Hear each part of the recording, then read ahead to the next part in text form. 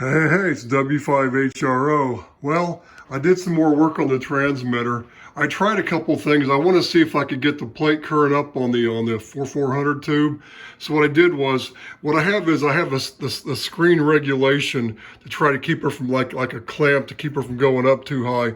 And what I have is I have three OD3s, which are VR 150 tubes, the big ones. And then I got a 50 volt Zener on the end of it. That's what I had. So I thought, let me try to run the screen up to like 600 volts, and then maybe when I load it, it'll back down. I didn't have to have the regulation on those tubes. So what I did was I took out that 50 volt Zener and I stuck in a 150 volt Zener, and I loaded it up, and I got the current up to like 320 mils.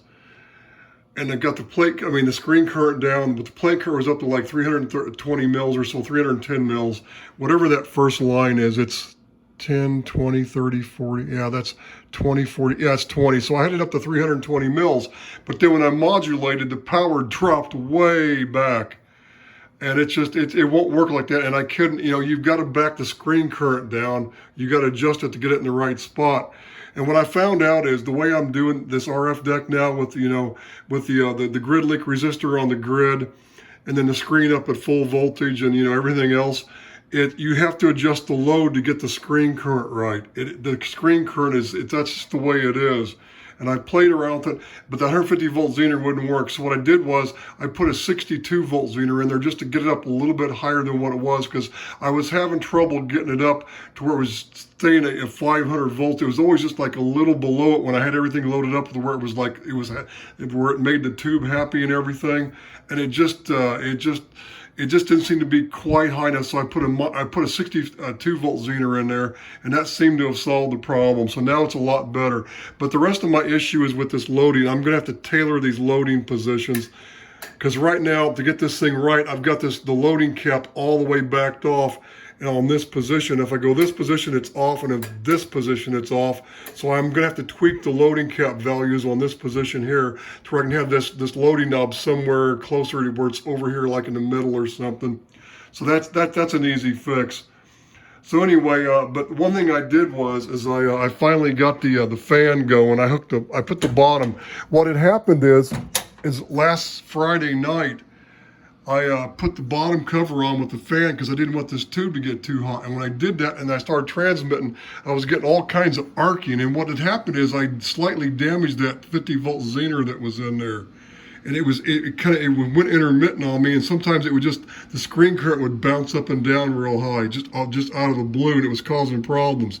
So that's one of the reasons why I decided to get some more Zeners and play around. I thought, well, let me play around with it.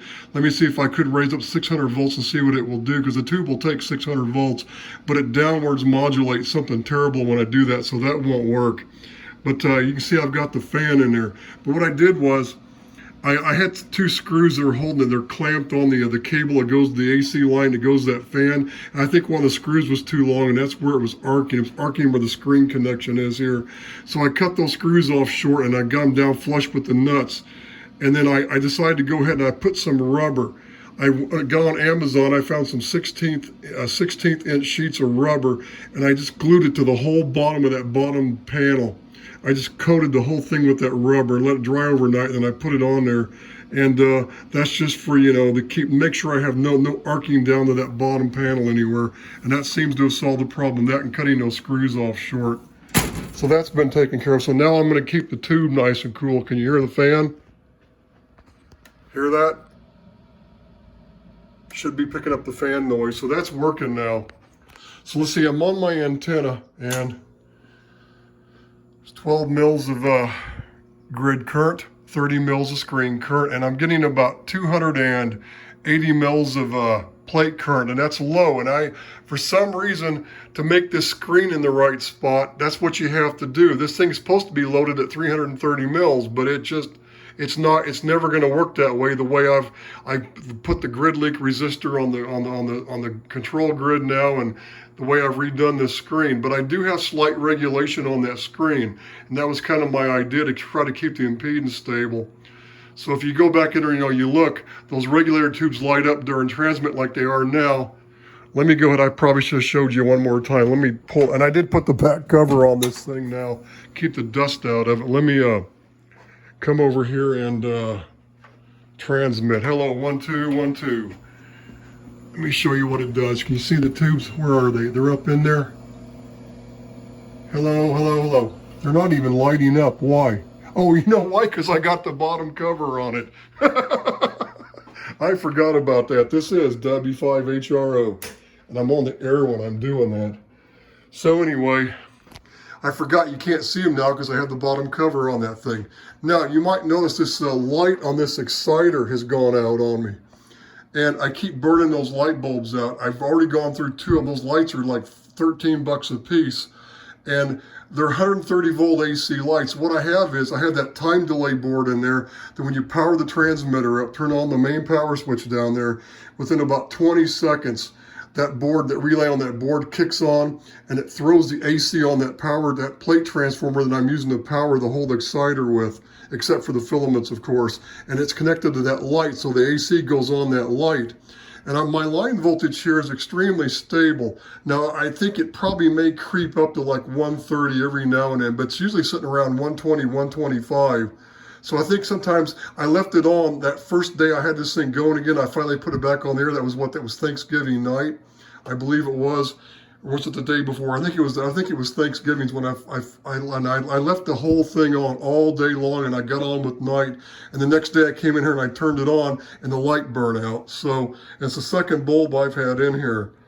So what I've decided to do is I'm going to have to knock that voltage down. I've got another light. I'm going to replace it again, but I really don't want to put a dropping resistor on that AC line. So what I've done is I've taken a little board here, and I have resistors here back to back, or they're like one's going one way, one's going the other. And that's a little trick. You know, if you want to, say you got an old tube receiver, you know, and you've got too hot of filament voltage, you can put a couple diodes, you know, back to back like that, one going one way, one going the other. You can drop it down 0.7 volts, or then you can series up 2 more to get it down, you know, times 2. So what I've done is I've taken a whole bunch of 1N 4007s. This board should drop it down about 15 volts. I've calculated it out. It should drop it down about 15 volts or so. I think that's, or do I have 15 resistors? It's whatever 15.7 is, so it's not going to be quite 15 volts. What is that, 11 volts? I forget what I calculated to, so I'm hoping that maybe that'll drop it down enough. I'm going to mount this board in there on the side of that one bracket panel that holds the front panel down to the chassis. I'm just going to mount it on the inside of that and run the cable in series with it on one of the leads. I'm hoping this will knock it down far enough. It may not. What I might do is I might just kind of tape it in there temporarily and just try to see if it works. And if it doesn't, maybe I'll build up another one with maybe more diodes. That, or I just might add a dropping resistor, but dropping resistors get hot, and this will eliminate the heat problem. So I thought that might be the easiest way. This will take it out at least 10, 11 volts. Whatever 15 times 0.7 is, give or take a hair bit. So this thing's working now. You can see the shack. I've got it all set up, and got my scope going, got the frequency counter. I can spot the transmitter here, see now on frequency, and it's actually down, it's drifted down because this thing's been worn up. I've had it on for about an hour now, so it's finally settled down to where it's supposed to be. Let me go ahead and do this one more time. See, it's the same spot from spot position to there, 3880. Boy, its dial's touchy. I have vernier reduction on this. This has been modified with a 16:1 ratio to get it down, to make it smoother. It's still pretty coarse though. This is W5HRO.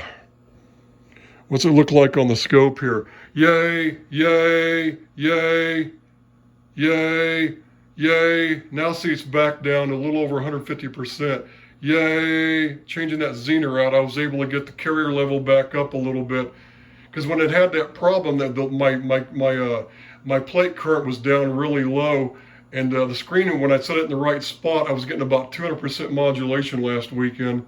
Yay, yay, yay, yay, yay, yay, yay. That's about 175% of what it is. This is W5HRO. To be legal there, you know, you got to sign with your call sign when you're even when you're testing. So it's all up and running now. It's too bad there was some more light in here earlier and it got dark and there was the sunlight stopped coming through. I had to go pick my daughter up. I hate taking dark pictures of the shack here, but that's my setup for now. I'm finally back on the air after 22 years. But what I'm going to do is I'm going to take this thing apart. I'm going to add that diode board in there. Then I'm going to hook up this meter finally. So this thing's pretty well working out. It seems to be pretty stable, this exciter rack. So I'm going to fix that light problem. Hopefully those diodes will take care of it. Then I'm going to go through and hook up the meter, get some current. I'm going to take the plate current. Really all I need is the plate current measurement. Maybe the screen, I don't know. Mainly the plate current. I just need the one measurement. I really don't need all these positions. As long as I've got the plate current on that 6000 tube, I'm happy. Maybe I'll do the plate current and one more. And or maybe I'll just add some extra ones. I don't know. I've got how many positions do I have on that switch? So there's 1, 2, 3, 4, 5, 6, 7, 8. It's an 8-position switch. Really, that's too many. I didn't need that many. I just needed 2 or 3 at the most. Oh, and one more thing on this. This is that speech amp driver rack here. What it is it's a 6SJ7 going to a 6N7 phase inverter, and that goes to a pair of 6A3s and push-pull. And I've got a KW1 driver transformer. It's a Peter Dahl, it was a new one that he made for me. It was a copy of the KW1 or the desk kilowatts, the same driver transformer. And it's 5,000 ohm plate. It's 5,000 ohms plate to plate on the input to that primary, that transformer, that driver transformer. It's a little small transformer. And I got to thinking about the distortions. What I have is the waveform. If you put an audio generator in this thing, I actually hooked this thing up in San Jose a number of years ago, and I was playing with it. I had a 5K load on the output, resistive load. I was playing with it out in the garage, and on the output of that 6N7 tube, the one side of the waveform gets really squared off and it flattens off on one end. It's because the way they're coming off an 18K tap from ground right to the grid of that second stage of that 6N7, that's a problem. I think I figured out how to correct that, but then I started thinking about it and went, wait a minute. I looked in the data sheets, I thought, I could parallel push-pull a pair of 6N7s. I got a whole box of 1938 Radiotrons that have never been used, and I found I was stockpiling parts here just a few years ago, several years ago, like maybe 5 or 6 years ago. I found a whole bunch of 6N7 Radiotrons still in the old 1930s, Radiotron boxes, and they've never been used. And I found some. I found some 6J5s and some other ones. I thought, wait a minute, you know what I could do? The data sheet says is, I started looking, the data sheet says you can take a 6N7, which is a dual triode, and you can parallel the plates and the grids together, and you can do 2 of them in push-pull, and guess what the output impedance is? It's 5K plate to plate. That's the same as a pair of 6A3s. The only difference is you get about 20 watts instead of 10 watts out with cathode bias. So I went, oh, to drive the 810s, there we go. So it dawned on me what I could do is, I can just remove the 6N7 driver, pop a 6J5 in there, and use one of those little Hammond audio driver transformers with a nickel core, and go to the 6A3 grids. 6A3 grids, go to the 6N7 grids. So I'll have 2 6N7s in there on the outputs to the 6A3s. What I'm saying is I can eliminate the 6A3s and put 2 6N7s in their place with each of the tubes parallel together. And that'll work great. That should solve my problem. That'll get the shape of the waveforms from not being squared off. Because if you look at one of my screenshots earlier, and the one I loaded up on the web, how it kind of squares off on the edges and on top, on the bottom a little bit, that's because it's coming from this. The problem is originating here in the source of this speech amp driver. Because what it is, it's the old general purpose modulator out of the old Bill Orr, the William Orr handbook, like the late 50s handbook. And the circuit works, it just has issues. And that's one of the issues, is the waveform is distorted on the one side. So that'll solve that problem. So if I do what I was going to do, I'm still going to put the 6SK7 in there for a compression tube in the AVC control. Then I'll put a 6J5 after that with the 6N7s on the output. So I'm probably going to do that here within probably another few weeks. By the way, I am going back to work. I found the jobs. I'm going to start probably right after Christmas. They're going to call me back. I've already signed the paperwork. They said my start date's probably going to be the 27th. So either the 27th or maybe the following week, but it's probably going to be the day after, the Christmas weekend. So I'm going to be back at work again here, just down the highway a few miles. So I won't have a lot of time to work on this stuff anymore, just only on the weekends and on vacation and holidays. So, but at least I'm back on the air finally, and like I said, I need to fix this light next and hook up the meter. I need to find some different loading caps so I can tweak this to get so this knob is like it's somewhere closer to the center instead of being all the way at minimum capacitance like that. Because if I decrease the capacitance here, it drops it down too far. So it's this position here is not the right value. I've got to fix it, and that should be easy to fix. So I got to figure out exactly what loading capacitance I need. So that's all for now, and this is the another update. I told you I'd get an update on this when I had a chance, and you can see here I got my map all hooked up. Hopefully it's not too dark in here. I did a video here on my shack. This is going to be a transmitter video. What's this going to be, like part 36, I believe, something like that. This won't be another shack video because this is more about the transmitter than it is this my ham shack. But I finally got everything going again, so I'm back on the air. So that's all for now. This is W5HR and an O.